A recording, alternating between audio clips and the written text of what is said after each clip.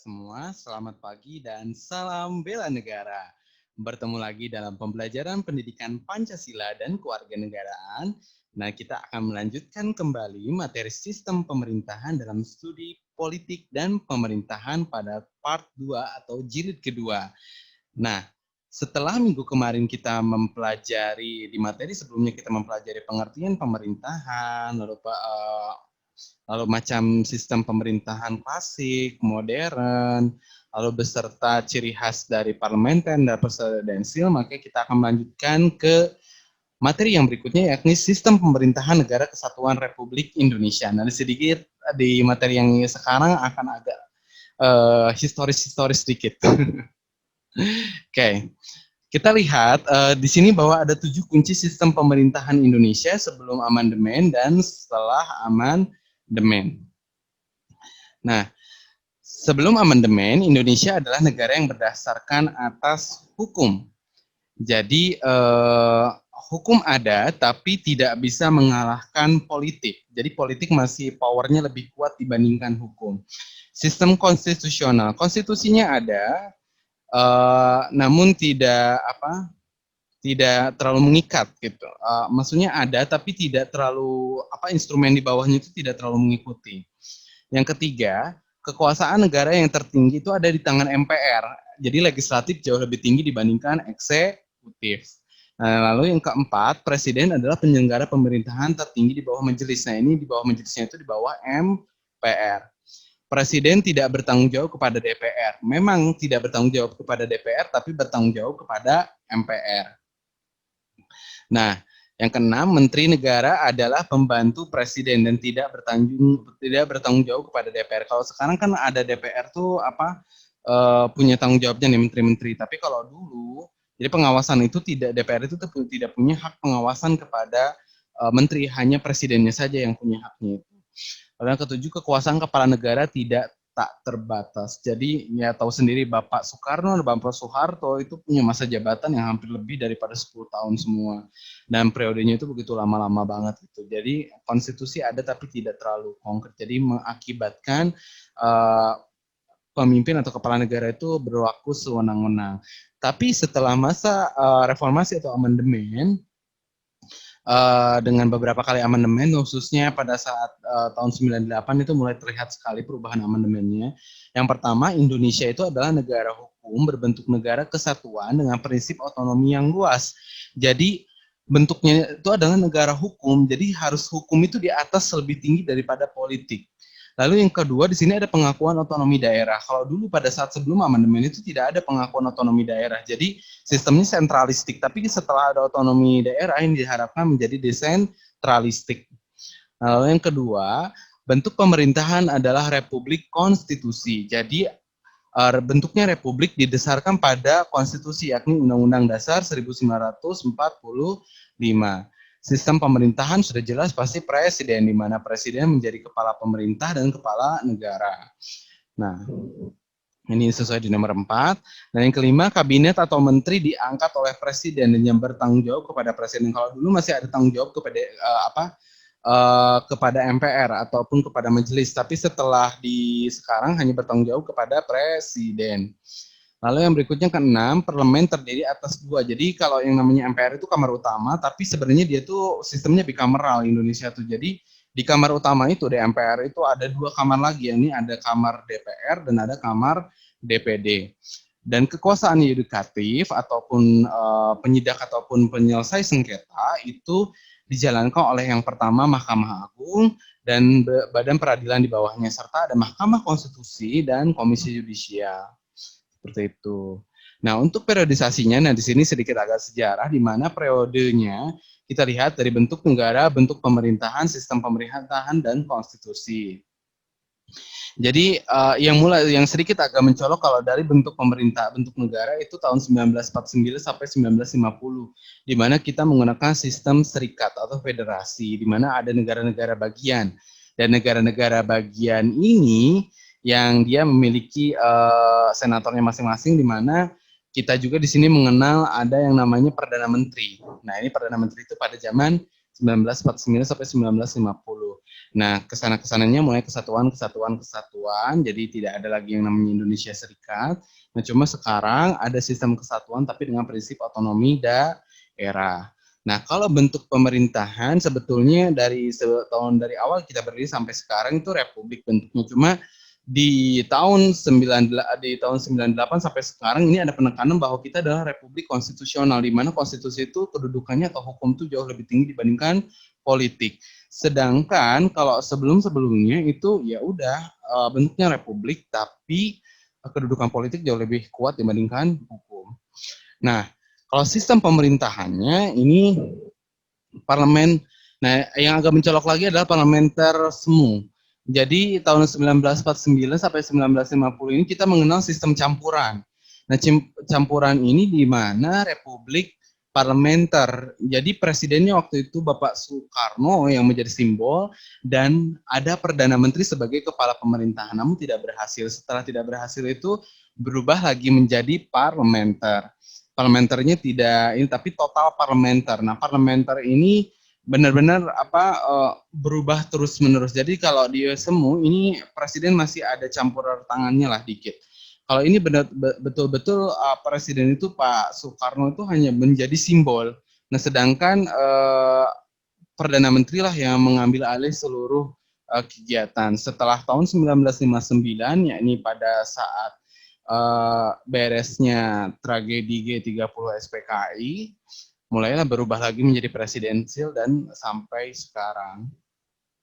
Nah, mungkin kalau untuk konstitusi ya yang agak mencolok memang di tahun 1949 sampai 1959. Di mana kalau Undang-Undang RIS ini akibat ada campur tangannya Belanda, kalau di Undang-Undang Serikat UUDS ini sementara, jadi balik lagi ke Undang-Undang Dasar, tapi yang sifatnya sementara, jadi untuk menggodok lagi Undang-Undang Dasar. Cuma ternyata akhirnya balik lagi ke Undang-Undang Dasar Negara Republik Indonesia tahun 1945 sampai sekarang dengan melalui beberapa amandemen. Nah, sekarang itu sudah amandemen keempat.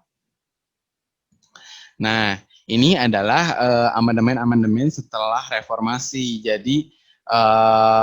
Jadi sebelum reformasi itu ya kita akan ada amandemen itu setelah reformasi itu hampir 4 kali yang dimana tahun 1999 sampai tahun 2002.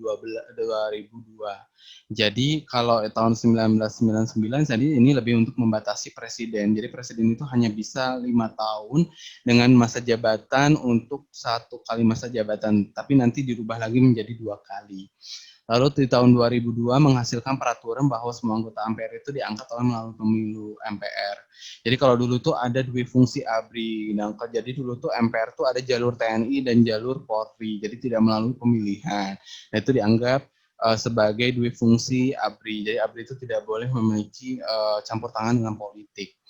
Lalu yang tahun 2001 kekuasaan DPR sebagai pembuat undang-undang semakin besar. Jadi kalau dulu tuh ada di tangan MPR, tapi kalau sekarang ada ditekankan di DPR.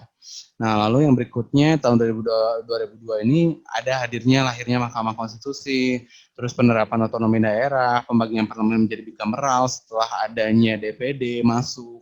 Lalu adanya MPR yang memiliki wewenang untuk memberhentikan presiden. Jadi yang boleh memberhentikan presiden adalah MPR, tapi itu juga dengan syarat-syarat yang diatur oleh konstitusi. Nah, ini sedikit agak contoh sistem pemerintahan di berbagai negara.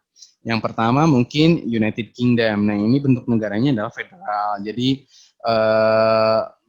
sistemnya itu bercabang, jadi bukan kesatuan. Karena kenapa federal? Karena kalau kalian tahu sendiri, bekas jajahan Inggris pun juga itu mereka masih ngikut ke kerajaan Inggris. Nah, United Kingdom ini atau Great Britain and Northern Ireland ini dia itu punya beberapa negara-negara bagian di mana tetap saja sih sebetulnya Perdana Menteri yang menghandle dengan kepala negaranya ratu, bentuk pemerintahannya monarki konstitusional dan sistem pemerintahannya parlemen.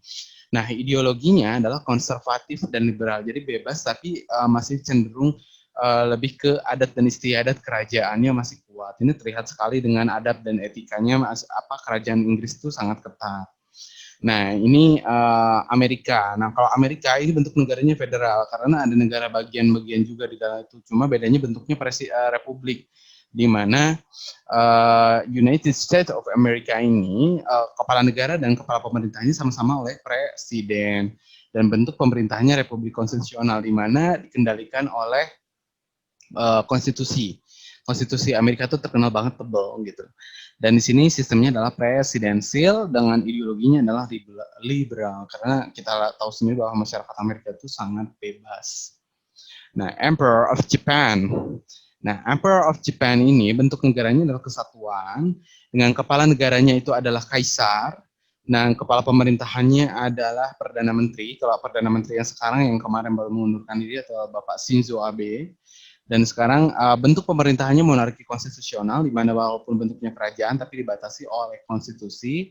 Nah, terus ada sistem pemerintahnya parlemen, jadi parlemen lebih mengendalikan ketimbang eksekutif, jadi masih campur tangannya parlemen itu sangat kuat.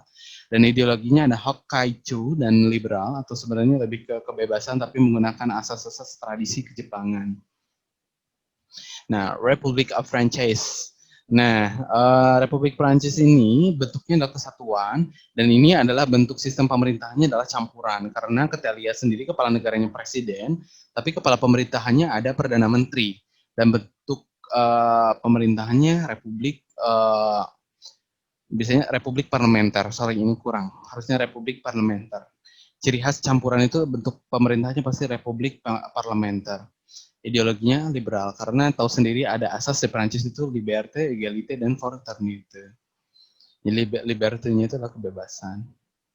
Ya, negara yang bisa dibilang sangat tidak kita, negara Indonesia yang kurang sukai itu Israel.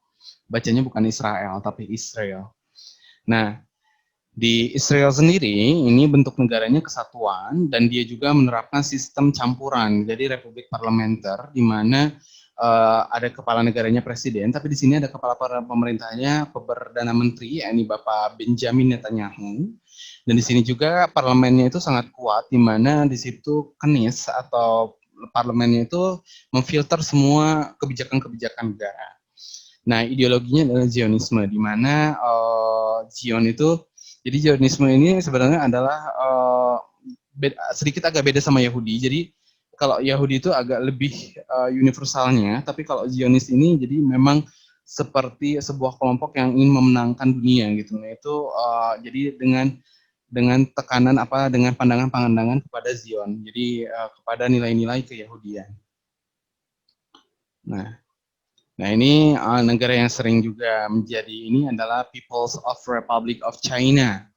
Nah, bentuk negaranya adalah kesatuan. Nah, ini juga sebetulnya campuran, tapi khasnya campuran di Cina itu kepala negara, presiden, itu Xi Jinping itu mengendalikan lebih tepatnya itu internal dan eksternal negara. Jadi mau hubungan diplomatik ataupun dalam negara itu dikendalikan oleh presiden, tapi bedanya dibantu oleh Perdana Menteri yang mengatur provinsi-provinsi yang ada di Cina. Jadi bagian-bagian negara Cina itu diaturnya oleh Perdana Menteri. Bentuknya adalah republik parlementer, karena parlemennya di sini dikendalikan oleh Partai Komunis Cina, dan ideologinya adalah sosial komunis. Jadi sosialis komunis itu lebih kuatnya ke situ. Nah, ini adalah kingdom, kalau bahasa Arabnya itu Al-Karomah Al-Arabiyah itu Saudiyah atau Kingdom of Saudi Arabia. Nah, ini bentuk negaranya kesatuan. Nah, ini karena bentuknya adalah monarki absolut, jadi kepala negara dan kepala pemerintahannya dua-duanya adalah raja. Nah, monarki absolutnya ini sebenarnya sama monarki konstitusional juga, agak-agak mirip konstitusional, tapi dia lebih kuat lagi ininya. Nah, sistem pemerintahan yang diusung adalah Islam totaliter. Jadi Islam Al-Quran dan Sunnah itu betul-betul ditotalkan gitu dalam negara Arab Saudi. Nah, mungkin ini yang bisa dibahas dalam materi sistem pemerintahan. Sekian yang dapat Bapak sampaikan. Jangan lupa like dan subscribe untuk materi ini. Sekian dari Bapak. Wassalamualaikum warahmatullahi wabarakatuh.